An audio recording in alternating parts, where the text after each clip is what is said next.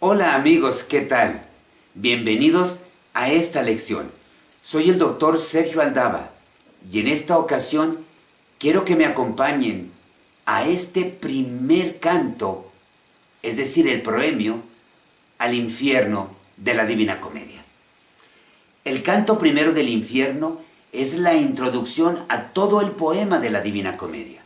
Aquí, Dante presenta la situación inicial y explica las razones del viaje alegórico. Dante se nos presenta en una doble realidad. Por un lado, se trata de un personaje real que en un momento histórico se pierde en un bosque, en la mitad de su vida, en el año 1300, cuando estaba por cumplir 35 años. Y por otro lado, se trata de todo ser humano que en esta vida es llamado a cumplir un recorrido de redención y purificación moral para liberarse del pecado y conseguir así la visión divina. En el plano alegórico, el bosque representa la crisis existencial, es decir, representa el pecado. Y por eso es descrito por Dante como salvaje, áspero y fuerte, temible con solo pensar en él y poco menos amargo que la misma muerte. En el plano literal, el bosque se trata de un lugar en el que quien lleva a cabo un viaje se arriesga realmente a perderse por haberse salido del camino recto. En este último sentido, a los lectores del tiempo de Dante les habría parecido bastante familiar un paisaje como este. En esa época, las zonas boscosas eran muy extendidas y salvajes, como la Maremma. Igualmente realistas son los otros elementos del paisaje simbólico, comenzando con el monte o la montaña, que representa alegóricamente el camino a la felicidad terrenal, es decir, a la posesión de las virtudes cardinales, fortaleza, templanza, prudencia y justicia, para las cuales la razón humana es suficiente y que Dante intenta subir inútilmente viendo salir el sol detrás de su cima, lo que representa el camino a la salvación, además de la consideración obvia de que el nuevo día disipa los temores de la noche y restaura la nueva esperanza para el poeta. Aparecen entonces tres fieras. Estas tres fieras que bloquean el paso al poeta y lo conducen de regreso al bosque son las tres principales disposiciones pecaminosas. La pantera es la lujuria, el león es la soberbia, la loba es la avaricia o la codicia, según una tradición ya testimoniada por los comentadores medievales. Y también representan tres animales salvajes que no eran difíciles de encontrar en un viaje a través del bosque. La más peligrosa de estas tres fieras es la loba codicia, raíz de todos los males, y para Dante, causa primera del desorden político y moral que reinaba en Italia a inicios del siglo XIV. La loba codicia sigue apareciendo simbólicamente en el resto del bosque.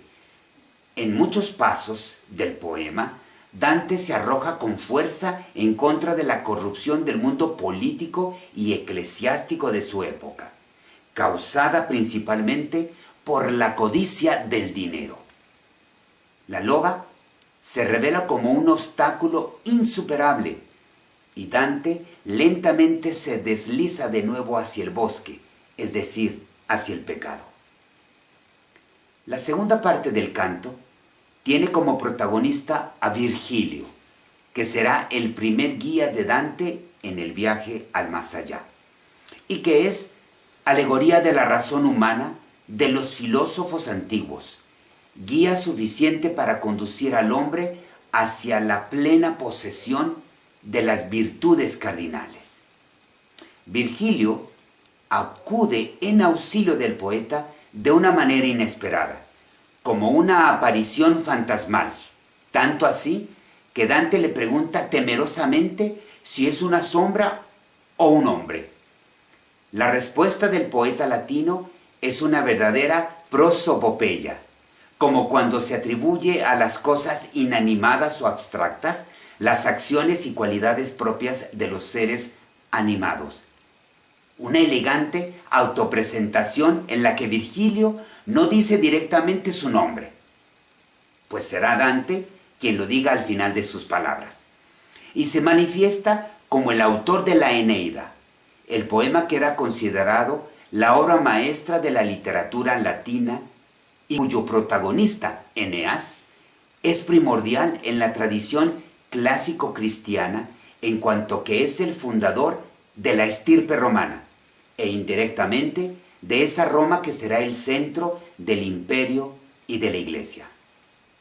Virgilio reprochará a Dante el hecho de que no suba a la placentera montaña, que es el principio de toda felicidad.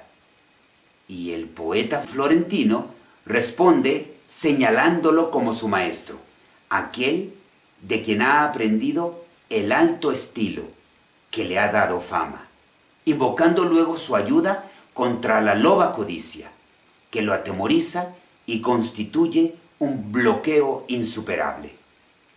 La siguiente respuesta de Virgilio se divide en dos partes. La primera parte está dedicada a la profecía del Lebrel, ese perro de caza que enviará a la loba al infierno de donde salió.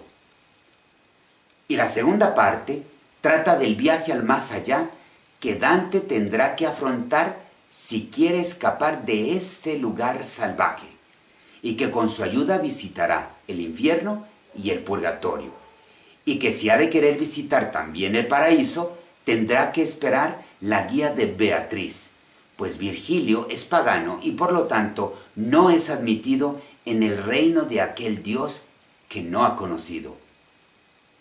Alegóricamente, Beatriz representa la gracia santificante y la teología revelada, que sólo puede llevar al hombre hacia la salvación mientras se afirme desde el inicio la insuficiencia de la razón natural, que puede conducir a una conducta honesta, pero que no puede llevar a la visión beatífica eterna.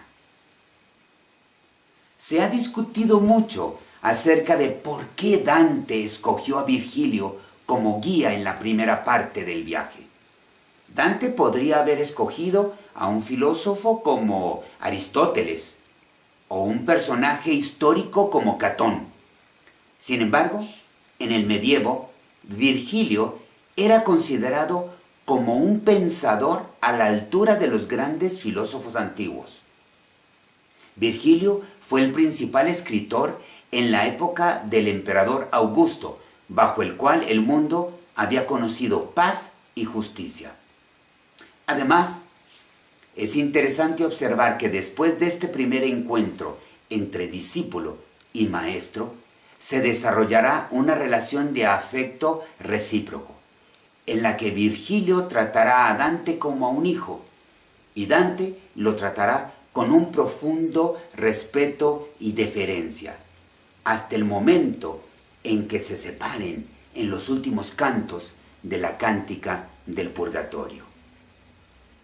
Este primer canto termina cuando Dante, lleno de esperanza y buenas intenciones, se dispone a seguir la guía de Virgilio en los lugares que se le han anunciado, excepto por el inicio del segundo canto, cuando leemos acerca de las dudas, acerca de los temores que asaltan a Dante y los que Virgilio disipará hablándole de su encuentro con Beatriz.